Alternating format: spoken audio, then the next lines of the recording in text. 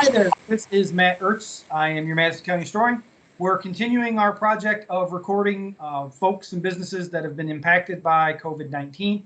We're really lucky today to have with us Aaron and Adam Carvill of Old Home Distillery, Distillers in Lebanon, New York. Guys, thanks for joining us.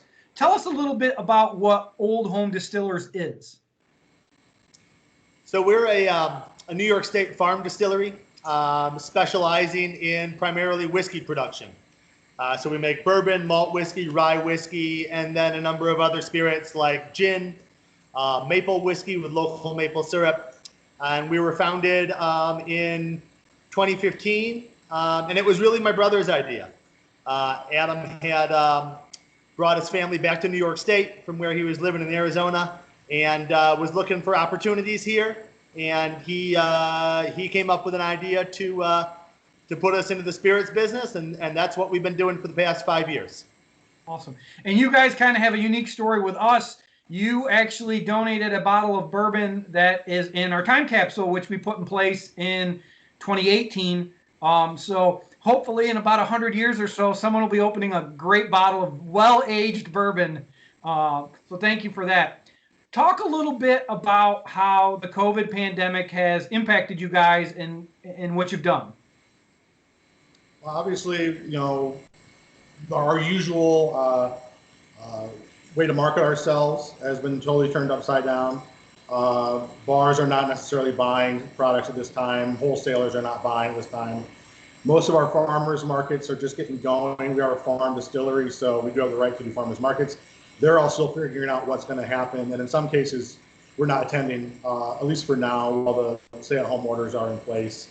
What we've essentially done is turned our facility into a curbside sort of location where people can come and pick up direct from us. They can come you outside. It's really gotten a lot more folks come out and interact with us here, which is a nice benefit because we are in a pretty rural area. It's getting folks in a place that they can go out to and feel that they're fairly isolated and safe when they're doing a little bit of shopping, and at the same time still buy local. That's just kind of in terms of how we're operating in terms of our normal products. But as we've added other things that are specific to the crisis itself, we've responded with multiple products that are really designed just to deal with that whole aspect of the crisis. And what are those products? So we started out originally making 140 proof alcohol that was considered a beverage product.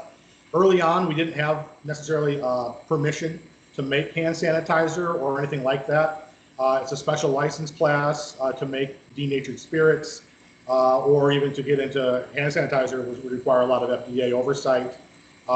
Very quickly, it seemed like about every 12 hours early on in this, the rules would change to our benefit. That would just give us more and more rights and more ability to produce that stuff. So we kind of beat it in early. We came out with 140 proof neutral spirits that you could buy as a surface sanitizer. You could use it as a hand sanitizer, or you could drink it. We sold it at an extremely low price just to try and get it out there as fast as we could. It was sold in 200 ml little flasks just to get it out there again as wide a net as we could cast. Very quickly though, we realized that the demand was not necessarily for sanitizing spirits, but really people needed a little personal container of sanitizer that they could carry. They had a little bit of a gel characteristic to it, a little glycerin to it. So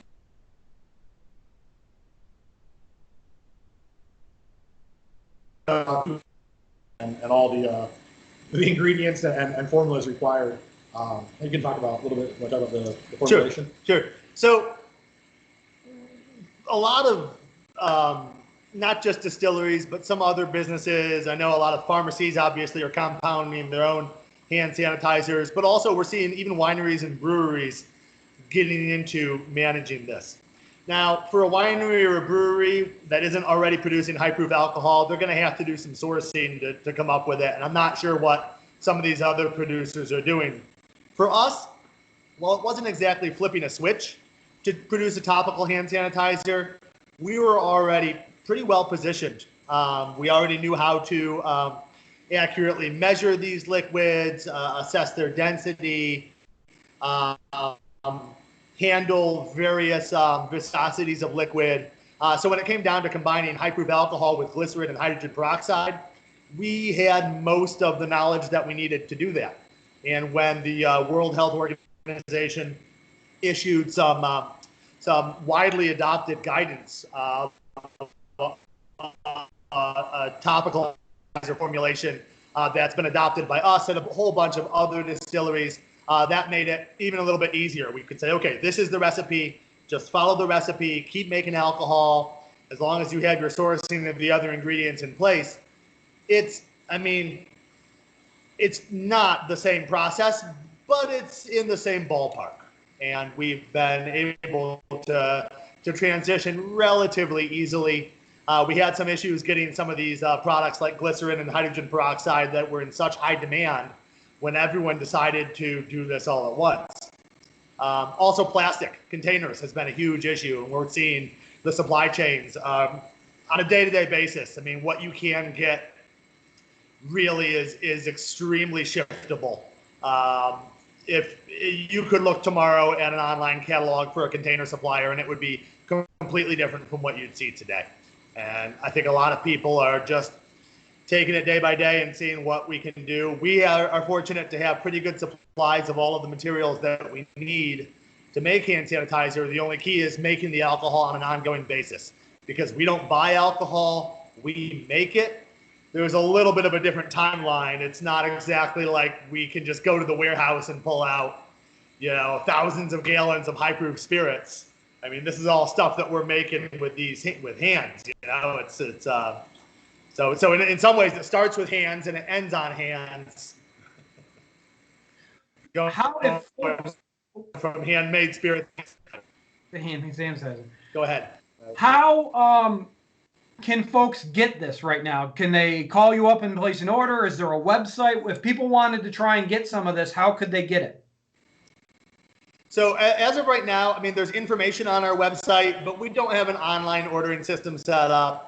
For us, our best use of time as the most essential resource right now has been in making this stuff and in serving people at our facility. So people can call us at our shop. Our phone number is 315-837-4123 on oldhomedistillers.com. And people can give us a call, and they can pull right up front of our distillery, and we will happily come out and serve them right in their car. If they want to shoot us an email or fill out the contact form on our website, they're welcome to do that, and we can make arrangements for very local deliveries. But what we're finding right now is that shipping, often being where we are in a remote location, people are asking us to ship stuff to a place maybe only twice on our location, work with a few other businesses locally, like Good Nature Brewing over in Hamilton, or Heritage Farms out in Pompey, out in Onondaga County. These are some places that we already had commercial relationships with, and so they are selling hand sanitizer in their areas as well that we are making for them. But by and large, it's right out of our facility here in Lebanon, New York. Just so people know, what's the address of your facility in Lebanon? That's going to be 964. That's 964 Camp Bell Road in Lebanon. We're about 1 mile out of the center of the hamlet. Okay. If folks wanted to help you or support you, again, email, give you a call, and just for kicks and giggles, if they start opening stuff up, where can they buy your spirits?